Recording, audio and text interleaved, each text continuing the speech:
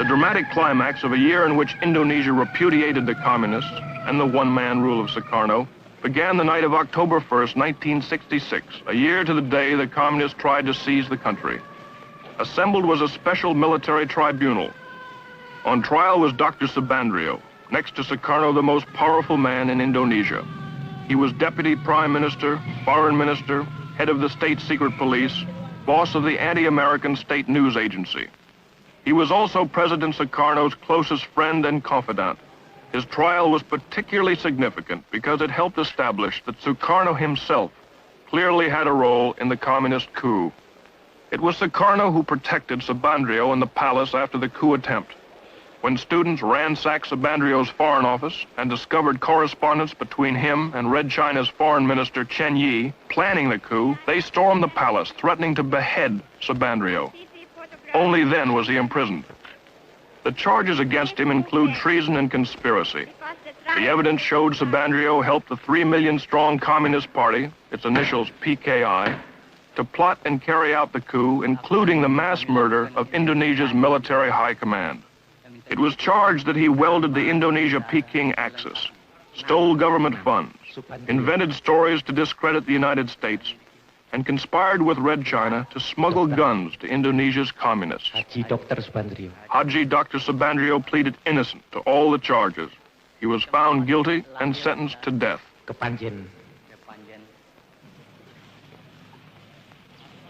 Hundreds more involved in the PKI coup are in prisons. Painstaking interrogations have pieced together the incredible plot. Being questioned is the commander of one of the 3 divisions that spearheaded the coup, Kapten Suradi. Supported by the PKI, their mission was to disable the army by murdering its top commanders, seize all communications, and immobilize the government long enough for the PKI politicians to take over.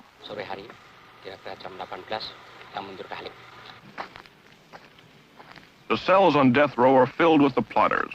Only because General Suharto and Nasution escaped their murderers and rallied loyal army units was the coup crushed. Colonel Latief here tried to kill General Nasution, was wounded in the process, and now awaits trial. During the coup, Latief directed tactical operations. General Parman, chief of the Army Intelligence, was killed by this man. He shot General Yani, Chief of the Army. Here, the murderer of the Deputy Chief of Staff. Lance Corporal Hargiono missed General Nasution, but shot his sister and infant daughter 5 times.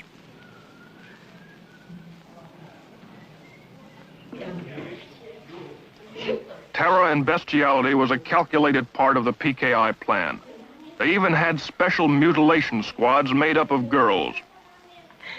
The night of the coup, Enda here tortured Nasution's aide to death with a razor. They call it death of 1,000 cuts.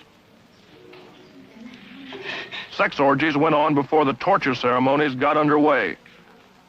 The girls claim they were promised $10 for the evening's work, but were never paid.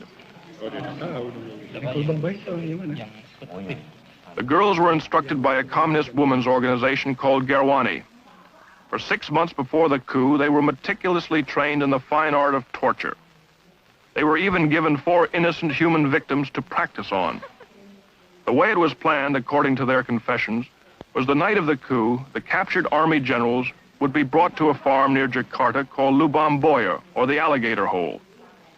Here they were to be ritualistically tortured to death. As it worked out, 3 of the generals were dead on arrival. The remaining victims, to the delight of the huge communist throng, were slowly killed. Eventually, the mutilated bodies were dumped down a well. The spectacular atrocities were calculated to so terrorize Indonesia that there would be no resistance to the coup. It worked just the other way. When the hideousness of their crimes were made public, it triggered a national revulsion. This set off the equally brutal slaughter and arrest of 500,000 suspected communists from one end of Indonesia to the other. And the purge continues to this day. Dalam pelaksanaannya ya, supaya kalian bersembunyi, itu aja. Dalam pelaksanaannya agak sembunyi, apabila mereka itu baru adakan, ini kan sudah ada kawan kita. What you see here is typical. supported by the Army, high school and college student organizations, seal off and search a Jakarta suburb for communists. Homes are entered and searched. Men, women, and children are interrogated. Identification papers are examined.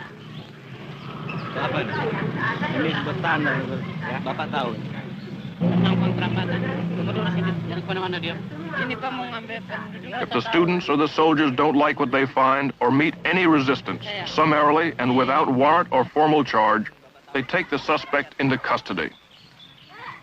On this day, more than 100 suspects like this man were hustled in.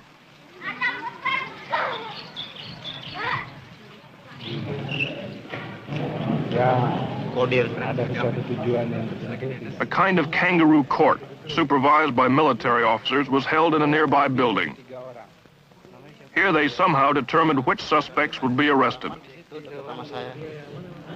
Di RT 18. Iya. RT 3. Ada Slamet Mulyono. 60 were taken off to jail this day, and very uncertain fates. Siapa? Nurrahman. Mulyono. The bitterest current purge is against the Chinese. Between 15 and 40,000 have been killed. The slogans say, Sukarno is the dog of Peking.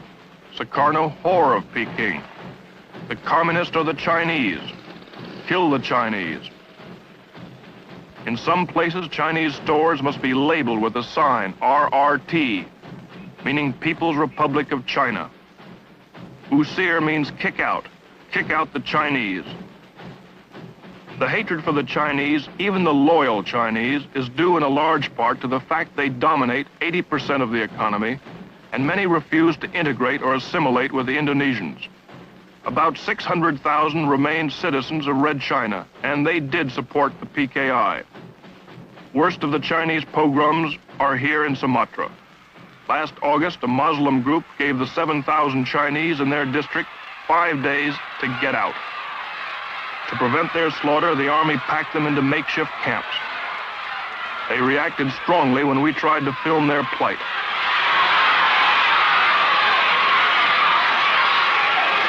For 2 months, 1,600 men and women, children have crowded in here, waiting to return to Red China. As you can hear, they're not very friendly. They're very short of food. Their cry, as you can hear, is Gang Yang America, Gang Yang Neo Cologne, which means crush America, crush the neo-colonialists.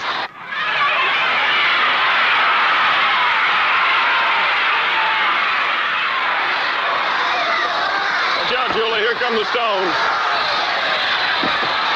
They're throwing stones at us here.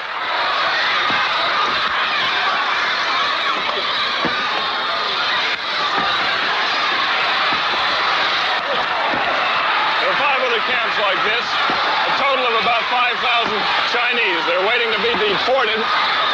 Good, watch out. What was that now? The sentries are firing their rifles over the heads of these people to keep them suppressed. These people are beginning to get out of hand. They're firing submachine guns now into the air. Uh-oh, one soldier was just hit on the chin by a rock. Okay, Julie?